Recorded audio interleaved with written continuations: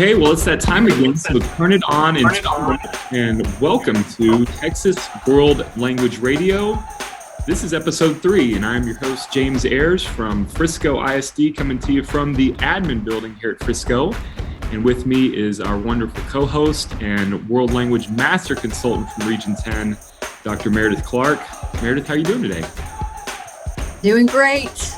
Fresh off of my trip to Seoul, Korea. So I feel refreshed, happy, got a lot of good culture, a lot of good language experience. And so I'm feeling pretty excited, feeling pretty good.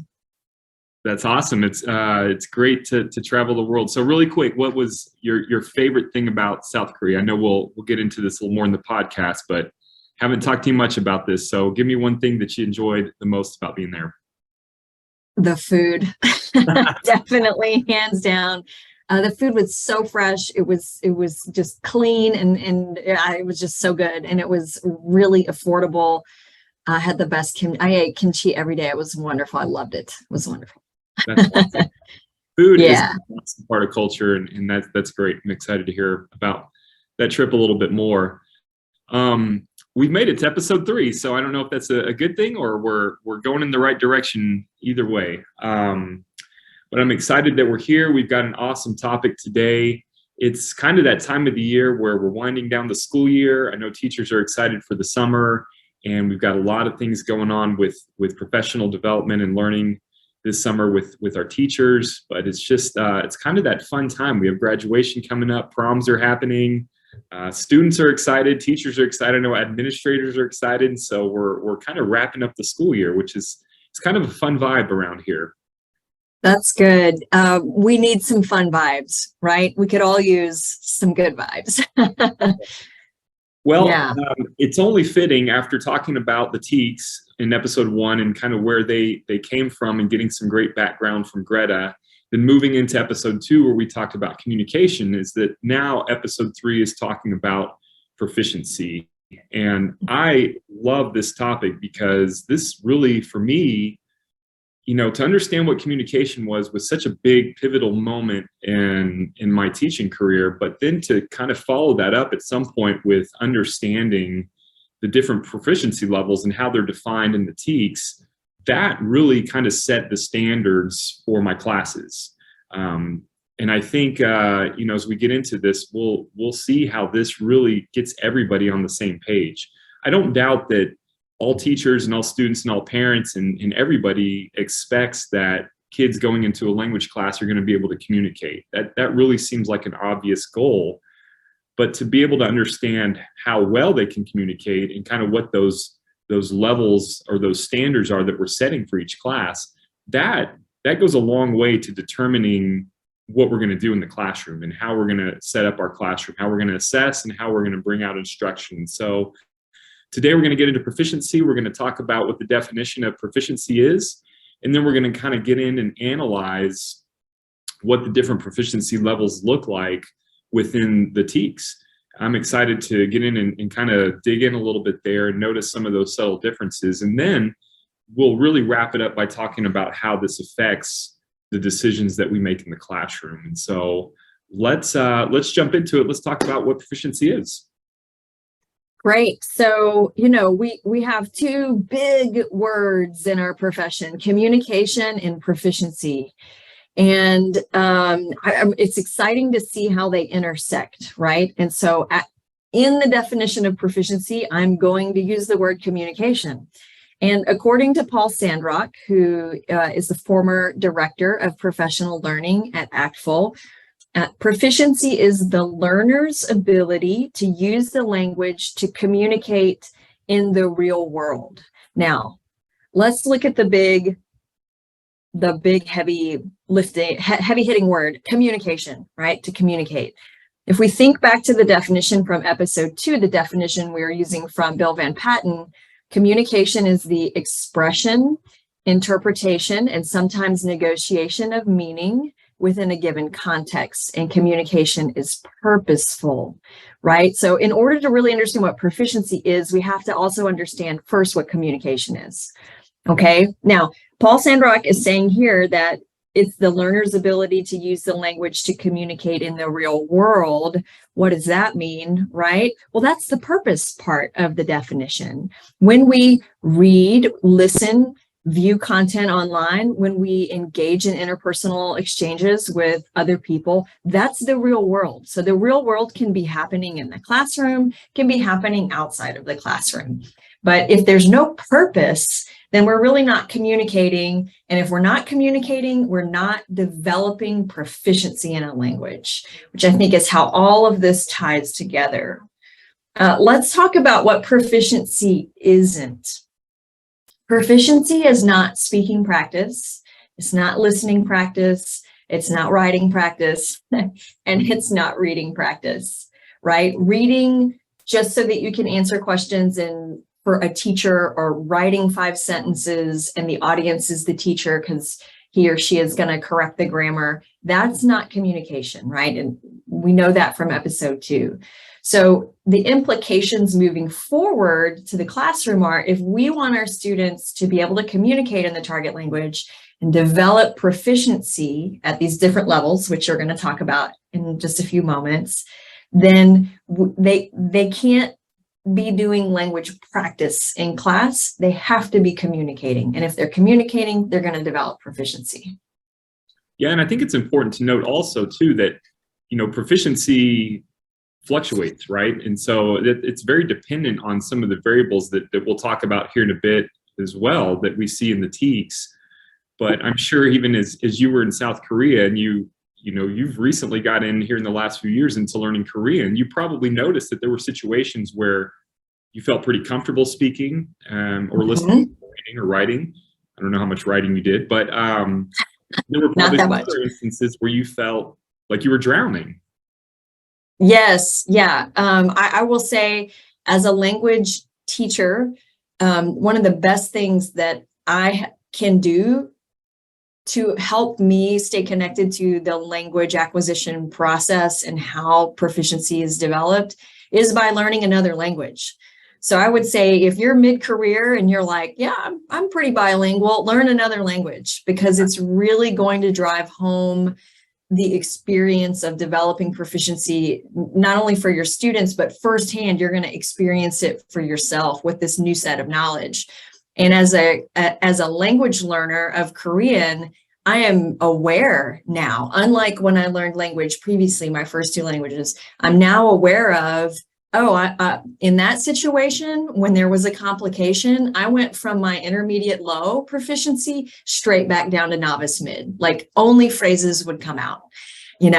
I remember trying to, negotiate meaning with somebody at a restaurant, right? And a lady who was coming by, and we were just using words and phrases, and she asked me a question. I didn't understand what she said, but I just kept kind of repeating what she was saying. And I'm like, oh my gosh, that's a novice, communication strategy, is just to repeat what the word that you heard, but you didn't understand. So I would say to anybody who's interested in really experiencing like proficiency, like learn another language, go do it. It's really eye-opening, and it also like takes off the pressure sometimes from teachers, because like you said, in some moments you're doing fine. I had a great conversation with the cab driver coming in from Seoul. Hadn't slept in 24 hours, but we spoke Korean for an hour in the car. It was great, so yeah, I don't know. It's just fascinating. And the other fascinating thing is, I'll just tie it back to the TEKS, is our TEKS allow for this proficiency range in each course. So our TEKS are even graceful and really are designed to honor how students acquire language and the development of proficiency. So cool. It is. And I really like that you said that. We going through that process, we all go through that process in learning another language. Nobody skips up to be an intermediate high, from nothing. That's not a possibility. It doesn't happen. And so understanding kind of these different stages through the proficiency levels, or the different sub-levels and the descriptors that we have, that's great for understanding where your students are at and being able to help them move to the next level, as we'll see here in a minute when we get into that. So let's pull out the TEKS here and let's talk a little bit about this. When I started teaching, one of the things that was kind of an aha moment for me was right off the bat, we would have these open houses every single year, the first week of school, and kids would come in. They're all excited. And I remember being a student in high school too, being really excited to go in and learn French with this idea that I was going to learn a language. I was going to be able to do something with the language. And so again, back to that communication piece, I think everybody expects that from a language class. Parents expect that, students expect that, teachers expect that, is that kids come in and learn the language, be able to communicate with the language. But I would have parents come in and say, oh, we're taking every year, we're taking a trip to Mexico this summer. And we're so excited for our student to be able to guide us around or to do something for us or to show off his Spanish skills at the end of this year. And I remember thinking, like, I don't think he's going to be able to do much of that.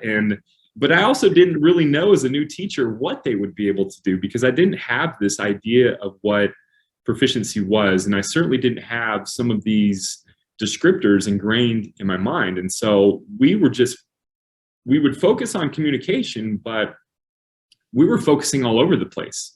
I was trying to get them to communicate at what now looking back was probably an intermediate level. And these are kids that have never done anything. And so they're failing left and right to be able to do anything. And I'm not really bringing them up based on where they're at and meeting their needs. So understanding these levels here really allows us to communicate with students what they're going to be able to do. It really allows us to communicate with their parents and everybody else kind of what they can do after X amount of time in our class, even after a quarter, after a semester, what they can do when it comes to our courses and what we're teaching them, regardless of the curriculum, regardless of the themes that we're teaching. And so let's get in and dig in and talk a little bit about it. Yeah. The TEKS have this set up as you might think, with the different proficiency levels from novice to intermediate to advanced. And they've gone through and they've identified the different sub-levels that we need to target for each class. And they've actually defined a range of sub-levels for each level that we teach. And so a level 1 class is targeting that novice mid to novice high range. And then it just kind of overlaps going up. So the level 2 class is now targeting that novice high to intermediate low range. So we're kind of fluctuating between novice and intermediates there in a level 2 class. They get into a level 3 or a level 3 advanced or pre-AP class, whatever we're calling that. And now they're focusing on a novice or an intermediate low to an intermediate mid level. And then at the end of a level 4 course, which is typically an AP course, we're targeting those upper levels of intermediate. They're a solid intermediate mid to an intermediate high. And then maybe kids are getting into that advanced proficiency range. But realistically, that we can expect that over a 4-year course for kids to be leaving our schools as solid intermediate language learners. And if you go back and look at ACTFL, they would even recommend that after that, if a kid goes and lives in a country for 6 months to a year as an intermediate language speaker, that would really push them into that advanced range. And so we can't sit and think like, oh, they're in an AP class, that's an advanced class, they're advanced language learners or advanced proficiency. That doesn't necessarily line up. That's kind of how the TEKS have lined it up. And in my experience, that's very appropriate. I mean, what do you think, Meredith? Is that an appropriate target for students that are coming in with little to nothing as far as proficiency and then moving through that scale? Yeah, I think so. In the ACTFL performance descriptors, which anybody can find on the ACTFL website, it talks about seat time, and so if we roughly have 135 hours of instruction, the TEKS performance or proficiency targets are based on roughly 135 contact hours a year, right, for students. So I think that it's very, I can even say, like, not only from what I've heard teachers and seen samples of student work as they're moving up from levels 1 through 3, but even with my own ESL learners and myself as a Korean language learner, I'm in my 3rd year of learning Korean, and I'm in the intermediate level, which is great. So it helps everybody have realistic expectations. I know my ESL students, I had one lady tell me, she was like, "Oh, maestra, teacher, I'm so sorry. Like, I've been taking, because I used to teach ESL like 10 years ago. And then I ended up going back just recently. And she's been studying English for 10 years, but she's just been practicing language parts with a teacher in there who didn't know anything about second language acquisition. And she's so ashamed because she still can't speak English. And I'm like, Elizabeth, you know, and I have a poster on the wall, and I explain second language acquisition, and I'm moving their little stickers up the pathway. And so now she's not ashamed, and she's one of the best students in the class, and she's still a novice high after 2 years. But knowing these proficiency levels, understanding how our TEKS honor that, just lets us know as teachers in our profession, our TEKS have our back, and they're really designed well for student success. Yeah, I like what you said there. Setting realistic expectations. That's such kind of a focal point for these. That's something that kind of helped me internalize these proficiency guidelines before even looking at the TEKS. Understanding like that process that we move through. This is realistic, Right. and Yeah. that's hard to understand sometimes because we want kids to communicate. We want them to communicate at high levels. We want them to learn a language, and we've learned a language, and it's taken time. But understanding kind of what those realistic expectations are, sometimes we get too far ahead of ourselves, and we are asking maybe too much of our students, or we're asking things that are unrealistic. And then Right. sometimes maybe we're not pushing them hard enough. Maybe we get to this point. I know we've mentioned this phrase. We could probably call the podcast this, but eternal novices or eternal novice highs. Sometimes we get comfortable with where students get, and we don't push them enough, right? And we have troubles getting them to those next proficiency levels. And so understanding like this is a continual process. We're always going to strive to the next level, but we can't go too far. Otherwise, they're going to fail too much, and that's going to be frustrating, and it's not going to work. So finding, and then we blame the kids, right? We're like, these kids can't do it. And it's like, no, you're asking a novice to do intermediate work. Yeah. Right. So don't blame the kids, Exactly. Well, let's get into some of the detail here. So I went through the TEKS here for each level, and I pulled out the descriptors. So if you get into the TEKS and you go through each level, is going to have the descriptors for the targeted sub-levels of proficiency that you're looking for. So if you pull up the level 1 TEKS, if you go to the site and go to the TEA site and pull up the TEKS, you'll find descriptors for novice mids and novice high within level 1. If you go to level 2, you're going to find descriptors for novice high, it doesn't change, and then the descriptor for intermediate low. And so you see this continual progression there. But we're gonna dissect it a little bit, and we're going to pull out some of the descriptors that it has there. We're gonna try to notice how those changes occur so that we can see what are the differences. Because understanding those are going to help you make those decisions as to what you teach in your class and how you teach it and how you get students to communicate and what they're communicating about and what your expectations are of them. We also see some of the proficiency levels reflected in the student expectations. And so if we go down to the interpretive, interpersonal, and presentational modes and the expectations that are there, we'll see it described in there in language that's pulled from ACTFL's proficiency guidelines. And that's where this is all coming from. I know we probably don't need to reference that, but that's where this is coming from, is ACTFL's proficiency guidelines and performance descriptors. Yeah. So let's take a look at level 1. So level 1, we're going to pull out context first, and let's kind of look at that across the board. And the context is going to help us determine, what it is, or what are we talking about in the class? Why don't we start our level 1 classes out talking about, ways to recycle? Because those aren't really contexts that we talk about every day, and they're not things that they're going to hear a lot of. And plus, they need some words and phrases and things that are going to allow them to speak in multiple contexts. There's words and phrases that are going to help us in a lot of different contexts, and there's things that overlap into a lot of the different contexts that we talk about every day. So the TEKS in level 1 for the novice mid, it talks about that students are able to express meaning in highly predictable contexts. For novice high, it says we're able to express meaning in simple predictable context. Now, you might look at that as I did at first a long time ago and say, there's no difference there. But there is a subtle difference, right? Going from a highly predictable context to simple, predictable contexts. Right. What's the difference there? So I think in the first case, the context is almost frozen, right? Like, you walk in to a restaurant, you say hello, they're going to ask you how many people, and you say the number, and then they take you to your table, right? Like, I mean, that is so frozen, right? There's very little room for error or like deviation outside of that context, right? Hello, what is your name? My name is, nice to meet you, right?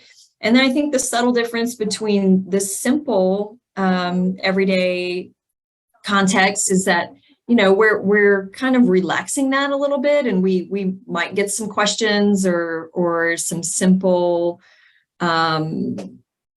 language or questions that fall outside of that. So it's just not quite as formal or frozen necessarily. I don't know.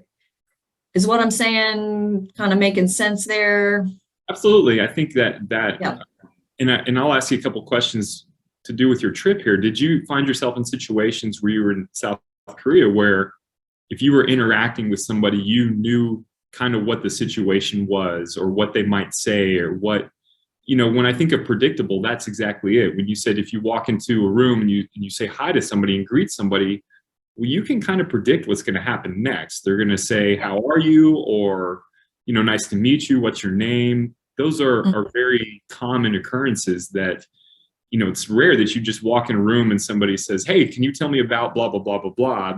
That's something that you've never heard of. That's Right. not a really predictable context there. Right.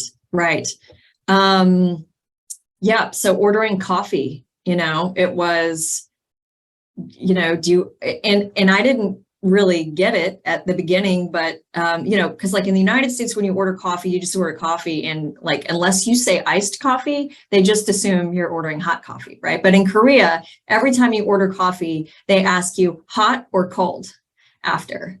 And so I learned pretty quickly that this was a part of the formula when ordering coffee, and so that became for me a predictable context, or a very predictable situation. Other situations that weren't predictable, where I was kind of like, I got into a taxi cab and I asked, I was like, is this like at a regular everyday taxi? Because there are different colors and they charge different rates. And the guy was not interested in answering my question. He was just kind of shouting at me and telling me to throw my bag in the car. And, so at that point, that was not a familiar context. Like, you never rehearsed that in class. But I was able to communicate with him and re-ask my question. And then he looked at me like, is this lady crazy? And then he was like, and then he answered my question, right? So again, simple context. I asked him, is this an everyday taxi? He was able to respond, but certainly not something frozen and formal like an introduction or a greeting or ordering coffee. Yeah, absolutely. And you got to go from that at a novice mid, these highly predictable contexts, and think about pretty much what you're going to encounter in a level 1 classroom. You're introducing yourselves, you're talking about who you are, maybe where you're from, you're asking some simple questions to somebody else, getting information from them. These are conversational exchanges that don't vary too much. And when you're in them, you feel safe almost. Yeah. Like you said, they're frozen because there's not a lot of wiggle room. You're not really moving in any direction. You're kind of going through the same rote things. When you meet somebody, you ask them how they are, what's their name, where are you from, what do you do for a living? Those types of questions, those are very highly predictable. And then we move into simple, predictable context. I like what you said about going to get coffee. Like, those are very simple situations where, again, you can kind of predict what's going to happen, although there might be a little bit more wiggle room there. The barista might ask you about how your day is, or they might ask you, they might be in a rush. They just might ask you what your name is and you move on. But it depends on what's going on. And so as you find yourself in these situations that get to be a little bit more broad or a little bit more uncomfortable, that's where you're needing more proficiency to be able to handle some of these situations. Mm-hmm.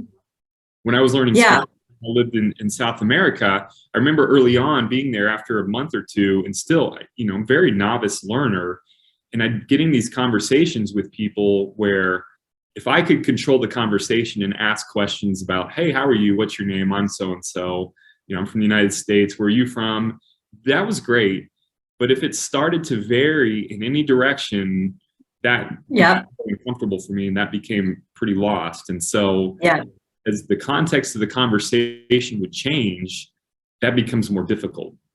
Yeah, yeah. And if we look at level 3 context, right? So we go from like highly predictable, you're like formulaic, to simple, predictable, to talking about everyday life and beyond the scope of everyday life. So we see this like context being able to expand what we can talk about gets broader as we move up the proficiency ladder there. So it's pretty cool. So I think if you look at it from that standpoint and then kind of bring it back in, as a level 1 teacher, to have students come in and say, okay, hey guys, by the end of this year, you're going to be able to talk about things that are kind of everyday topics that we discuss. You're going to be able to talk about yourself. You're going to be able to tell us a little bit about who you are, where you go to school. You're going to tell us about your community.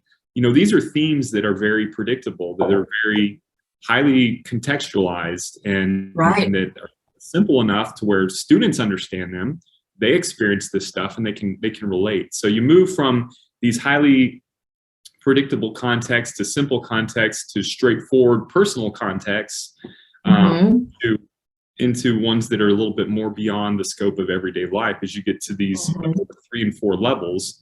Which again, if you look at the content that we're teaching, like you said, in level 3, we're starting to look at, comparing cultures and what's happening there. Not that we don't want students to understand things that are different in cultures in a level 1 or level 2 class, but they have to be in a context that's easy for them to digest. And they're like working on identifying, and the TEKS, it says identify, cultural products, practices, and perspectives. We're in level 3, we're getting a little bit more into that compare and contrast analysis. Yeah, and having them actually, with the language function, having them actually try to elaborate on something that might be a topic that they're not used to talking about, right? To talk about yourself. It's challenging. It is. And so to talk about yourself, something you're familiar with, we can start to move through proficiency maybe a little quicker. And then once we get to topics that are a little bit more difficult, that's going to require some time, but it's also going to require some proficiency on their part. So we can't just jump into those topics right off the bat. The other day I saw that UT Dallas was offering medical terminology classes in Spanish. And then they had a class for law terminology, which I thought was very useful, very purposeful, and very unique. And so there obviously is a reason for that, but you would not take a novice learner and put them in that class and say, hey, you need to know some medical terminology, go, this is for you. There's a lot of you have to have, and proficiency you have to be able to jump in there and get that, because it's so highly, it's not very predictable, and it's not very highly contextualized. This is beyond the scope of everyday life. Right. Yeah. Yeah. And understanding that that the context changes between level 1, the proficiency levels, is essential for teachers and students and parents too, because, we want everybody to have realistic expectations about how you will be able to communicate by the end of each course. So context is pretty important. What are some of the other ways in which the TEKS help students develop proficiency? So I pulled out text type, and I like this a lot because this again is really how much of the language they can produce, either through writing or through speaking. And as you're looking at the novice mid, it's going to give you a descriptor of them being able to use memorized and recalled words and phrases. As you advance through that goes from these memorized, recalled words and phrases to learned and recombined phrases and short sentences. And then at the intermediate level, we start to look at that, and now they're at short statements and sentences, and then short statements in a mixture of sentences and strings of sentences. And so that's by the end of a year 3 course. And if you notice, in nowhere there did it say we can write paragraphs, right? We haven't got the paragraph discourse yet. And so for me, understanding, like, I can't have my level 1 students come in and say, oh, here's a writing activity. You have 20 minutes and I need you to write 3 paragraphs on this. That's No. unrealistic. Yeah. So Yeah. to understand that maybe if we scaffold language, we can get them to some of those levels, but to understand that, hey, on their own, if I'm giving an assessment, that's really what I can expect is you're going to get some memorized words and phrases, short sentences at that level 1, and even some level like stock sentences, right? I think Greta calls them stock sentences, which is basically like a memorized phrase, insert whatever the new component is, right? Yeah. And again, I don't think it's hard to expect that students can write sentences. Students can memorize phrases and short sentences. That's a very novice characteristic. So to get them to do that, that's great. And then to push them beyond, there's nothing wrong with pushing them to write strings of sentences, but they might need some help at some point, especially in a level 1. We might need to give them some sentence starters, or we might need to give them some transition words or things that help them to produce words. Yeah. And, I think a lot of teachers, when they look at the TEKS and they look at the descriptors for level 1 and they say memorize words and phrases and some simple sentences, and y'all know that I work with lots of different teachers in different districts, but the one common response to when teachers actually look at the TEKS and see what the text type should be for the language performance, they say, that's it? Just memorize words, phrases, and some simple sentences? And I say, yes, that's it. And, then, as training progresses, people come back and they're like, my kids are doing so well now. And it's like, well, that's because your expectations are now aligned to the TEKS, which is super important. And those TEKS are aligned to the way language proficiency develops in the human brain. So now everything is aligned and the teachers are happier, the students are happier, and we're doing the TEKS, so communication is happening and proficiency is being developed. With level 3, a common comment that I hear from level 3 teachers is, oh my gosh, I'm not asking them to do enough. I'm just asking them to write sentences about everyday topics, and I'm not pushing the context in level 3. I'm not asking them for some connected discourse, which we see in the student expectations for presentational mode in level 3. So yeah, I think if we just let our TEKS guide us and ask students what the TEKS are telling us they should be able to produce, then we're going to be in alignment and less frustrated, both on the teacher and the student side. Yeah, and I like that there. And I know we'll get into this with the instructional implications here in a bit, but there's 2 things. I think understanding that kids can reach these levels, and honestly, in a level 1 class, to reach a novice mid and a novice high when it comes to some of these descriptors it's not a hard thing. No, it's not difficult. Cone, and it's a cone for a reason. They're able to move through those lower levels of proficiency at a much faster rate than they are at higher levels of proficiency. To go from a novice to novice high, that's not the same amount of time or energy and learning that it's going to take to get from an advanced mid to an advanced high. That takes a long time. Correct. Yeah. Understanding that, hey, kids can get to memorize words and phrases right off the bat. And if they're doing that, then great, let's celebrate that. But let's also push them to the next level. Let's not forget that too. We don't want to get complacent and go, oh, great. Because I hear that a lot too. Oh, this is so easy for our kids. This is easy. Well, then challenge them to the next level. And if that's intermediate low level for a level 1 kid, push them there and push them. And if they fail, that's okay. Give them some support and let's kind of get them there as we go. Yeah. And I also, just a quick mention for differentiation by ability level, you're never going to have a class where all the kids are, currently performing at the same level. So if you've got some kids that can be pushed, up into the level 2 descriptors, like maybe give me level 2 text type in level 1, push them, like you said. But, for your other kids, you can, differentiate, and and do some instructional groups based on, no, you guys are still giving me words and phrases. Let's really focus on complete sentences for you guys. You guys can already do complete sentences. So maybe we're going to expand your context a little bit, right? So if we leverage these TEKS and these aspects of language performance, we can differentiate by ability, which is exactly what T-Test wants us to do. Absolutely. So a couple more here. Let's roll through these, and then we'll talk about kind of how this makes implications in instruction in the class. And I guess really the whole point here is in kind of dissecting these and going through is to show that there is a progress here from one level to one sub level to the next. So these might seem very, very small, and they might be, but they're all connected. And so we do go from some memorized words and phrases up to paragraphs at some point, but we don't make that jump completely there. And so understanding kind of those nuances and some of those subtle differences is important. Which brings me to language control. I like this one a lot because, again, as a teacher, early on especially, language accuracy was such a big focus. If you didn't conjugate verbs correctly, or you didn't spell things correctly, or put accent marks correctly, then out came the red pen. We took notes off and had this great system.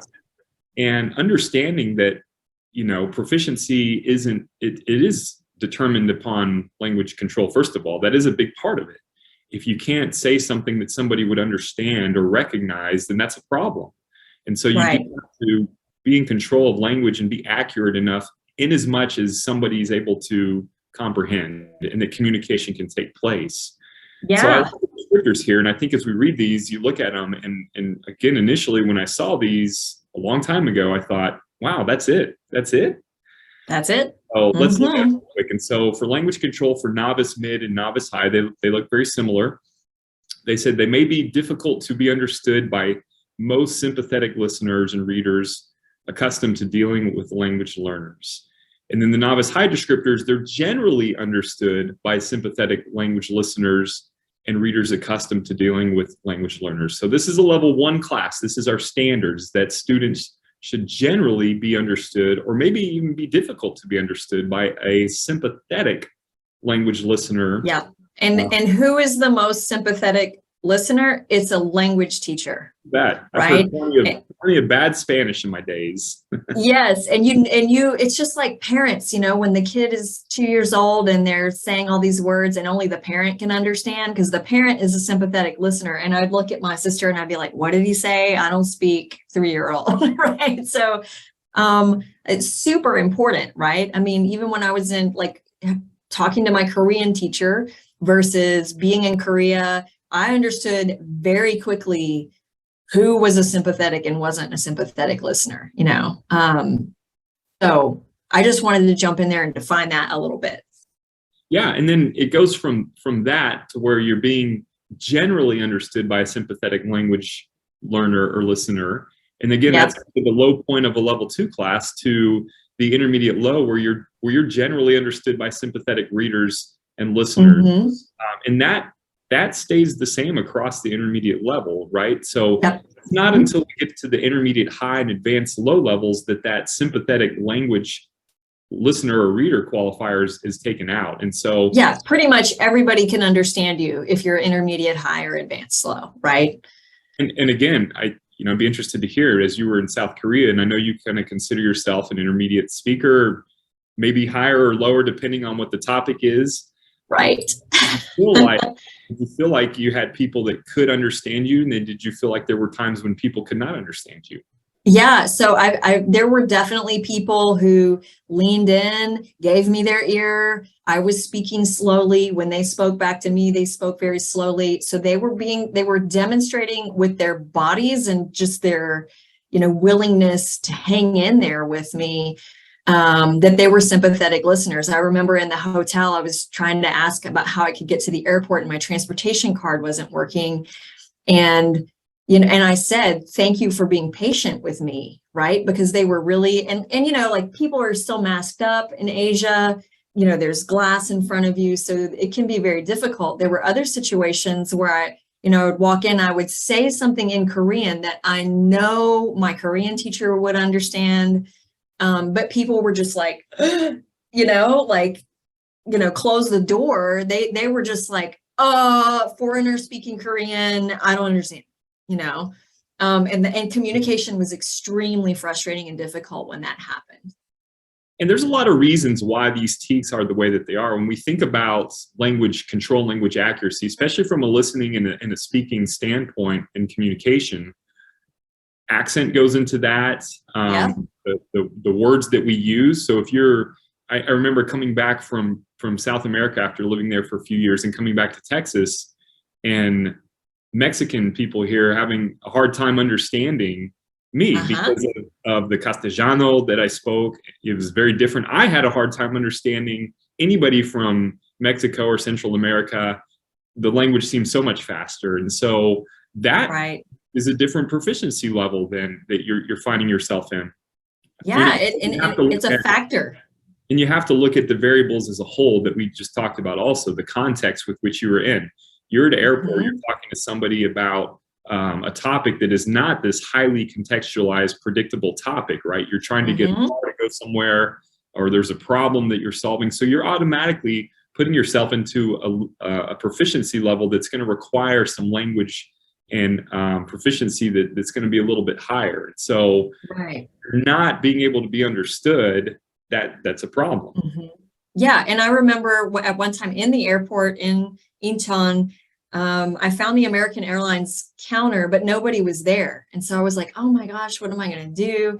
Am I at the wrong terminal? So I finally found the information desk, and I went back over and I said to the lady in Korean, I said, I found the desk, but nobody is. And I kept like tripping up, and because there's two different words for there or not there, and there's two different verbs for to be in Korean, and I was tired, and she finished my sentence for me in Korean. And I'm like, man, what a sympathetic listener. Well, true. But at the same time, you look at that and communication was successful in that. It was. So again, it all boils down to what we talked about at the beginning. And to me, language control, that the reason why you might look at this and go, that's not very rigorous. I hear that term a lot. Really because we're just looking for the standard of communication. Can you communicate with somebody who's a sympathetic language listener? And then B, can you start to communicate with people that are not sympathetic language listeners? That requires a little bit more. So that's the progression there. And so, we look at stuff in our classrooms here, and we will evaluate, and we have accuracy on our rubrics, but it's kind of the last thing on the rubric, and it doesn't hold the same weight as maybe language function or text type, or the context and things like that. You need to be accurate, but in as much as the teacher can understand, or in as much as at a higher level, somebody else might be able to understand. But we really need to be aware of what the burden of the standard is there. Yeah. And it's all about communication, right? That's what we care about. Exactly. Well, language function also, I started to pull this out, but I noticed that at the novice levels, language function isn't defined quite as much in the descriptors there. It's actually defined in the student expectations. Although once we know that novice students really don't have a lot of functionality in the language because it's all memorized pretty much. Exactly. And so you start to see that language function defined a little bit more at the intermediate levels. And this is where you start to see where it talks about they're able to combine and recombine what they know, or what they've read, or what they've learned. And so that ability, I'm going to paraphrase it and say that's the ability to create, because we're combining and recombining what we know. That doesn't really happen until an intermediate level. That doesn't mean we can't push for that at a level 1 and especially a level 2 class. But to think that a kid in a level 1 class is just going to magically create language with everything they know, which is very little at some point, that's not realistic.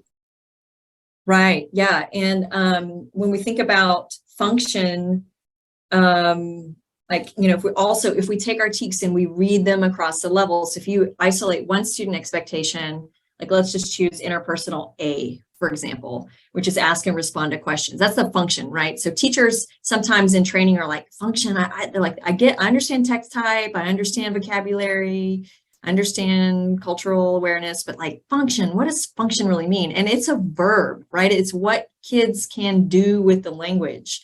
And if you look at our student expectations, A, B, C, D, E, etc., they all start with verbs. So they're all language functions. And where we see the language function really start to deviate or change is from that novice. If we look at interpersonal level 1A, ask and respond to questions, right? Then if we go to level 2, it's ask and respond to questions. And at first glance, you're like, it's the same thing. But if you keep reading, you see ask and respond to questions about everyday life with simple elaboration, right? And so we expect, and what is elaboration? It's more information about the information, right? So if I say I have a sister, and elaboration is I have a sister, her name is Jordan, she lives in North Carolina, right? I'm giving more details about her and elaborating. And so that's how we really get that function to expand across time. Yeah. And for me, again, language function kind of trumps a lot of these, text type, context, language accuracy, because it is what you can do with the language ultimately. Mm-hmm. What we're trying to do is we're trying to communicate at a certain level. So what can you do with the language with a certain topic? And so as a teacher, for me, that was very revealing that if I'm trying to get students to create, then let's find stuff that we can already do. And then let's push further into trying to elaborate more. That was such a key from taking students from this novice to intermediate. Going, we talk about the eternal novice highs. You have to keep pushing them by asking them why, or asking them to give you more information about something. Tell me more. To the point where they're going to fail. And that's kind of the journey of the language learner and the language teachers. You've got to keep pushing to failure, and then back off a little bit, and then push more and back off, and push more and back off. That's how these students are going to move through these proficiency ranges. So that's a big one for me, is understanding the difference between novice and intermediate when it comes to just those two big levels when it comes to language functionality. And then the rest of these kind of fall into play. If I'm elaborating, chances are I'm not going to be using memorized words and phrases. I'm going to have to. No, you're going to be creating. Yeah. I'm going to have to use probably some sentences. If I'm doing that, chances are, my language control is probably going to be a little better, although it might not. If we're pushing too far into elaboration, they might fail and they might not be comfortable saying certain things. Right. But those things kind of build into that language function, the text type, and the vocabulary, the language control that we're going to be able to use. Yeah. I think it's all tied together. And, thinking about implications for the classroom, if we read our TEKS and understand what is being asked at each proficiency level, because that's the desired result. So if we go back to backward design, right? What are the desired results for my course? It's always a proficiency level. So the desired results for level 1 are novice mid to novice high. Perfect. What is the acceptable evidence of that? Students can perform the student expectations using the indicated context, text type, language control, all of the 7 domains of language. So we can we have the desired results. We know what the acceptable evidence sounds and looks like. And also the cool thing about the TEKS is using the language in the TEKS, we can coach kids up to the next level so that they don't remain eternal novice highs. I'm doing this with my intermediate ESL students every Saturday. Intermediate ladies like, got to give me more information, because they're so content to just answer the question with one word. And I'm like, y'all aren't novices anymore. It's not going to fly. If you want to get better, you have to give me more information. You have to elaborate and give me more details. So I think that's the big instinct here. If we understand kind of these proficiency levels, at least on a surface level, here's my context, my text type, my language function, how are we getting kids to move through those levels? What would you suggest to teachers that are going in a level 2 class? This is too easy for kids. Yeah, well, I mean, what would I say? It's developmentally appropriate. Okay. Now there's a difference between, and I feel like I'm channeling inner Greta Lundgaard right now. There is a difference between the quantity of language that students can learn or memorize. But in terms of using the language, which is proficiency, what the TEKS are asking students to do is developmentally appropriate. So for teachers who tell me this isn't challenging enough, I feel like they are basing that assumption on, well, I know the kids can learn way more than that. Yeah, they can learn it in their brain, but it ain't coming out, right? They can't use it. So there's a difference between learning about the language. You can always learn way more about the language than what you can produce. Yeah. So that's how I would respond to that question. I like that, the novice level, we had an opportunity a few years back, 4 or 5 years ago, to go through some OPI training for the oral proficiency interview. And to me, that was a big aha moment of understanding some of the big defining pieces for the proficiency levels, and even at the sub level. But we always talked about the hallmark of a novice is memorization. And there's kids that have these aptitudes where they can memorize so much. Oh, yeah. That's great. There's nothing wrong with that. And they're able to use that language. But at some point, if you put them into a situation that might be a little bit unfamiliar, to fall back on memorized language, it takes time to recall memorized language. And so your proficiency is already taking a hit because you're having to constantly, explicitly recall this memorized language, which again, you can do fairly quickly. But to be able to rely solely on memorized language, that's a novice high. And that's, I think, again, sometimes where we struggle is that you have to keep pushing kids to give you more, to get out of that comfort zone. Well, tell me why. Yeah.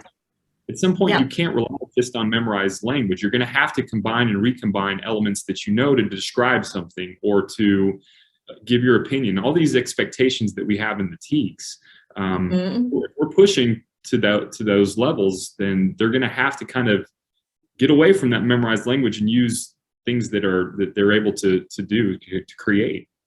Yeah, and the beauty of our TEKS, again, you guys know I'm a huge lover of the TEKS.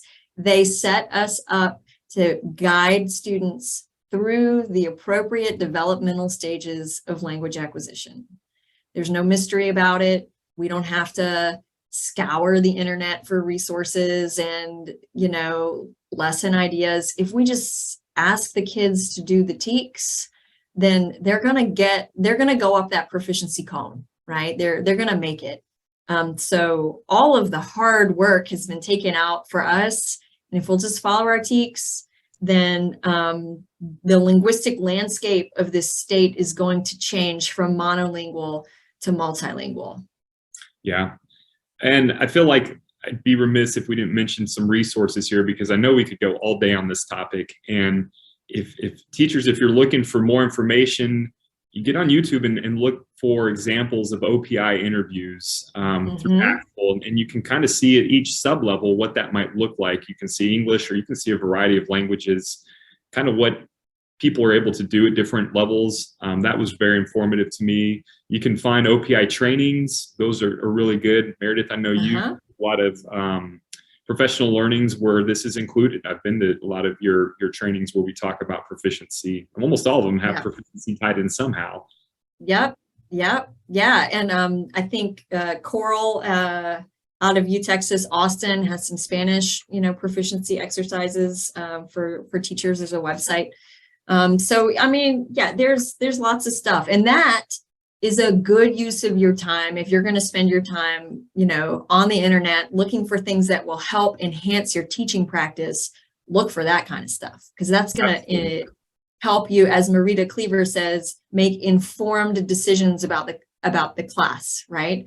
So as a level 2 teacher, I'm not going to be asking my students to write me 2 paragraphs, right? Because I know at level 2, we're still expecting some simple sentences here, right? So, yes, use your time wisely, I would say to teachers, and choose that's going to help you better teach these TEKS. Yep. So let's revisit really quick. I really like the definition you shared from Paul Sandrock. I've got a funny Paul Sandrock story I'd share, but I know we're running out of time. Okay. Maybe next time. But the learner's ability to use the language to communicate in the real world. And so, again, going back to early James Ayers teacher a long time ago, 15, 16, 17 years ago, if I would have understood these proficiency levels a little bit better as I did later on, it becomes very easy to communicate to students and to parents what they're going to be able to do by the end of any time frame. So the end of your level 1 course, or the end of your first semester, or even the end of your first unit. I could say, hey, look, we're going to talk about introducing yourself. You're going to be able to introduce yourselves and do a few of these language functions, and you're going to be able to do it at this level. And so being clear with those expectations allows everybody to see where you're going. I think it keeps kids engaged, and it allows you for sure to be able to tailor your instruction and your assessments appropriately as you push them through these proficiency levels. Yeah, and I think another quote that I remember you said once was from Yogi Berra, which is, if we don't know where we're going, we will end up someplace else. And we don't want to do that with language acquisition. We do know where we're going. We're going to novice, mid, novice, high, intermediate, low, right? All of the different desired results for each level. So let's get there, because when we're not planning lessons to reach that goal, if I'm sitting down to plan a lesson and I'm not thinking, okay, I need to be asking kids to communicate at the intermediate low level because I'm teaching level 2. If we're starting the lesson planning without running through that cognitive process first, we can end up someplace else. Kids can learn a lot about language. They can play games. They can be engaged. But did they meet the proficiency goal? Probably not. So let's plan with laser-like precision so that we meet those proficiency results. And if we plan with the TEKS, we'll do it. Awesome. Well, thanks. Thanks for being with us, everybody. This was episode 3. Where are we heading in the future here? So next up, we are going to talk more, I think, about the TEKS and get into some of the, I think, is it modes of communication? Is that next up for us? Yep, I think modes of communication and the student expectations that are defined within each. So we can start to maybe take a little bit of a look at what this looks like. Now that we have a good working definition of communication, we understand our targets with our proficiency levels. Now we can start to look at exactly from a mode of communication standpoint, where are we going with this? Yeah, exactly. So thanks for tuning in, everybody. Remember, let's move the needle on student language proficiency. And James, I'm going to let you do the official outro. Well, that's it. That was it for our 3rd episode. As Meredith said, thanks for joining us. We look forward to seeing you next time on Texas World Language Radio. Be safe, and we'll hear from you soon.